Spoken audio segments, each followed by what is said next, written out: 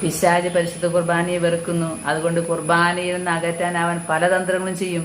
കുർബാനയെ അകറ്റാനുള്ള ഏത് തന്ത്രമാണെങ്കിലും വിചാരിച്ചോ, ഇത് നിയമമൊന്നല്ല, ഇത് പിശാചാണെന്ന്. അതുപോലെ തന്നെ പറയുന്നുണ്ട്, നിങ്ങൾക്ക് പരദീസയിൽ എത്തണമെങ്കിൽ സഹനം കൂടിയേ തീരൂ.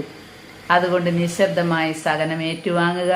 സകലരും മാനസാന്തരപ്പെട്ട് പരസ്പരം സ്നേഹിക്കാൻ വേണ്ടി ആ സഹനം കാഴ്ചവെക്കുക. ആലിസിച്ച് എപ്പോഴും പറയുന്ന കാര്യമാണിത്, എപ്പോഴും പറയുന്ന കാര്യമാണ്. ജീവിതത്തിലെ സഹനങ്ങൾ നമ്മുടെ പാപത്തിന് പരിഹാരമായിട്ടും മറ്റുള്ളവര് രക്ഷപ്പെടാൻ വേണ്ടിയും കാഴ്ചവെക്കുക. പിശാച് വെറുപ്പ്, വിദ്വേഷം ഇതൊക്കെ കുത്തി നിറക്കി. അമ്മ പറയാണ്, ഞാൻ കൃപ നിറഞ്ഞവളായതുകൊണ്ടാണ് എനിക്ക് ഇതിനെയെല്ലാം മറികടക്കാൻ ശക്തി കിട്ടിയത്. നിങ്ങളും കൃപ നിറഞ്ഞവരായിരിക്കണം എന്ന്. എൻ്റെ പുത്രൻ ഉടൻ വരും, ഉടൻ വരും എന്ന് പരിശുദ്ധ അമ്മ ഇടയ്ക്കിടയ്ക്ക് എടുത്ത് പറയുന്നുണ്ട്.